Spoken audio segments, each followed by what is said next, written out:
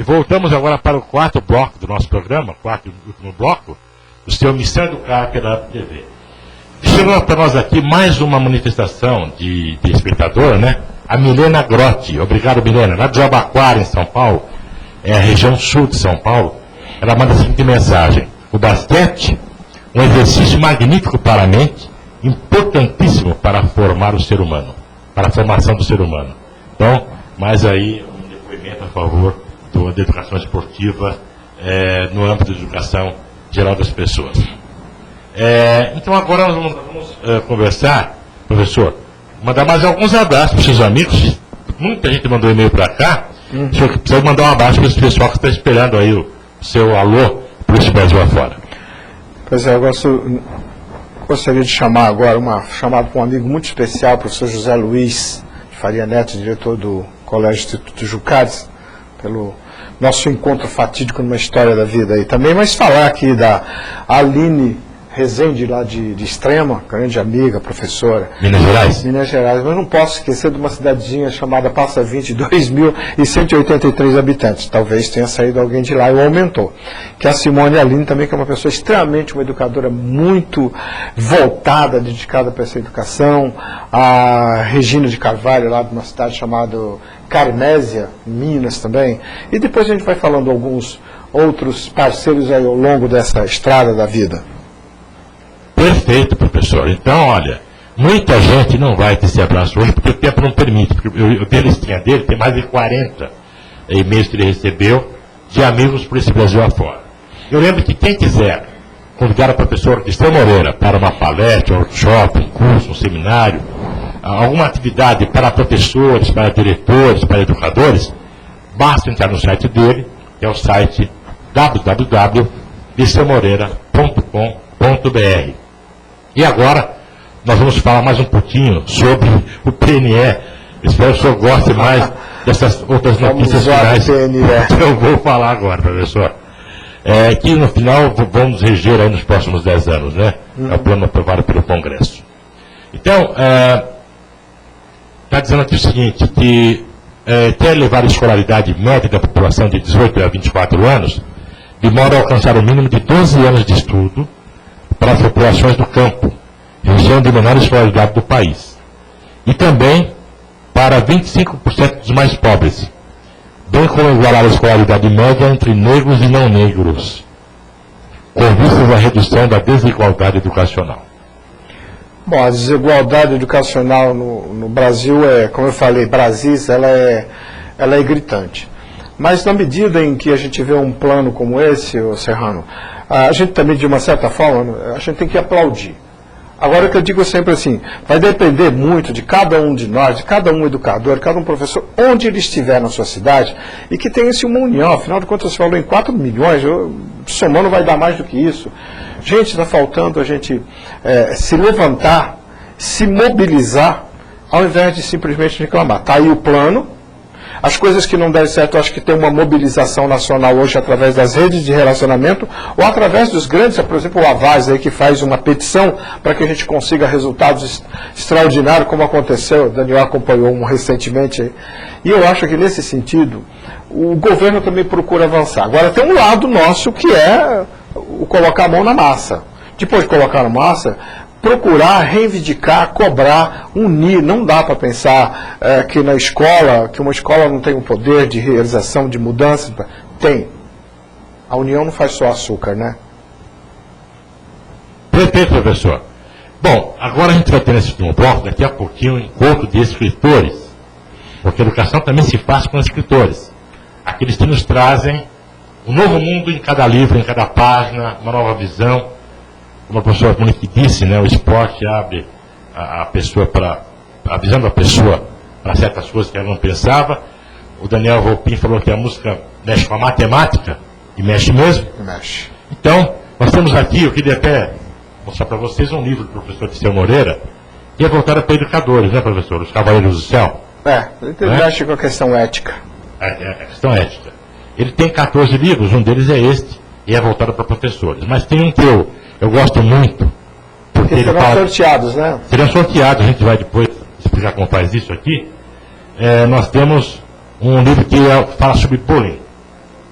uma das melhores obras, mais completas obras sobre bullying das civilizações do país. Tanto é assim que ele teve uma ou duas edições extras, um pouco mais voltada para professores e outra mais um pouco voltada para pais, não foi isso? Esse é o lado, esse daí é bem pedagógico, é escola e empresa. Certo. E o bullying, a gente sabe disso, ele é algo anti-inclusivo. Porque o bullying, ele é justamente a exclusão das pessoas diferentes dos grupos que se acham iguais, não é? Então, esses livros do professor serão sorteados nos próximos programas. A gente vai explicar como funcionará isso, né? E nós agradecemos demais a presença também aqui agora de um outro autor que chama-se Anderson Hernandes. Muito boa tarde, Anderson, tudo bem? Boa tarde, tudo bem.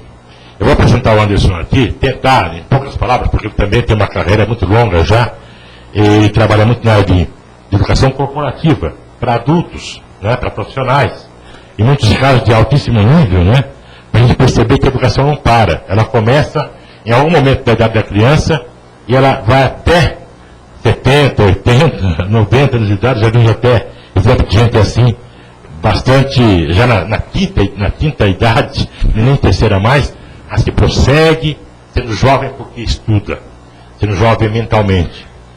Então, o Anderson Hernandes, ele é palestrante, consultor e autor. Tem 7 livros já. São 7 livros, estou escrevendo o 8º agora. Ele não para. Ele escreve, está escrevendo o 8º agora. Então, ele é palestrante há mais de 10 anos, com mais de 100 eventos por ano, escritor de 7 livros de mais de 300 artigos, especialista em marketing e marca pessoal e profissional formado em contabilidade e marketing, MBA em gestão de negócios pela ESPM. Ele é um dos principais nomes dos eventos corporativos da atualidade. As suas palestras alcançam 97% de satisfação nas pesquisas junto aos participantes. Motivacional, superação pessoal, comportamental e marketing pessoal são os principais temas ministrados por ele em suas palestras. Olha, Liceu, juntando os seus 14 mais os 7 do Anderson, já dá para encher uma prateleira, hein? De uma estante, hein? Muito livro, hein? Dá alguns livros. Eu e o Anderson ficaríamos assim no 1% em relação ao professor Celso Antunes, que tem 180, já tem quase 200 livros publicados. Mas o Anderson é novo ainda, hein? Novo. Assim ele vai chegar. Depois dar o 100, ele vai chegar. Né? Jovem. Já está fazendo isso. Seja bem-vindo aqui ao Missão Educar, para a gente falar sobre essa questão hoje também, que eu vou dar só uma iniciada numa coisa assim. Quando a gente fala para criança, os professores lá a gente chama de pedagogia, porque tem um livro, a arte de ensinar a criança. Mas é muito pouco utilizado o termo andragogia como arte de ensinar o adulto, que não é a mesma coisa. E tem uma terceira vertente, que é a eutagogia. A eutagogia é a arte de se autoconduzir no processo de ensino, o antigo autodidatismo. Como é que você vê isso em termos da empresa? O pessoal já está começando a definir muito bem qual é uma dessas áreas, ou usando o nome pedagogia só porque ele é bonito?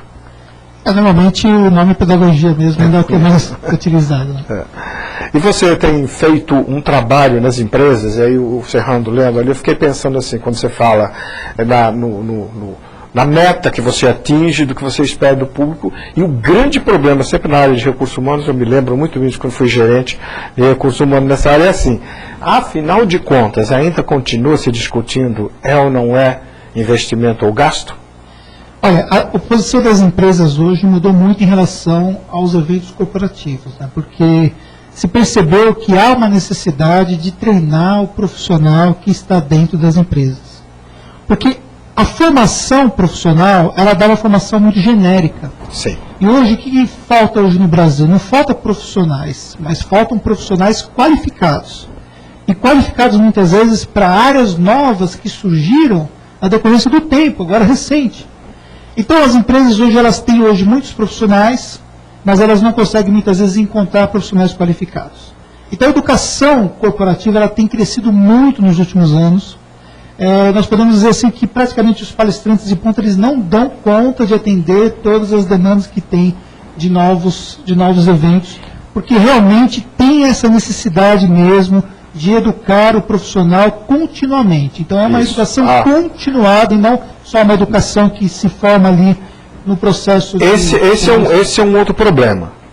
Porque a colcha de retalho que se monta na área da educação vem para a empresa menos. Acho que a empresa é menos. O que é essa colcha de retalho?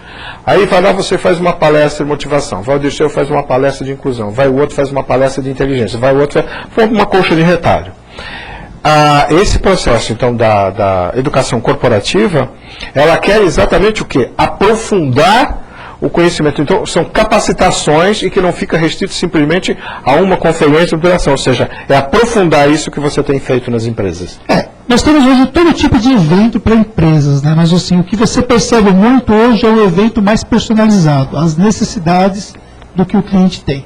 Então, o que nós observamos? O cliente hoje ele dá para nós uma demanda, né? Muitas vezes essa demanda vem de uma empresa que organiza eventos corporativos, e eles procuram lá profissionais que falam sobre determinado tema. E esses profissionais depois eles vão lá e vão dar um recado que muitas vezes o próprio dono da empresa gostaria de estar lá presente para falar para eles. Mas não teria o peso que tem o palestrante. Santo de casa. Exatamente.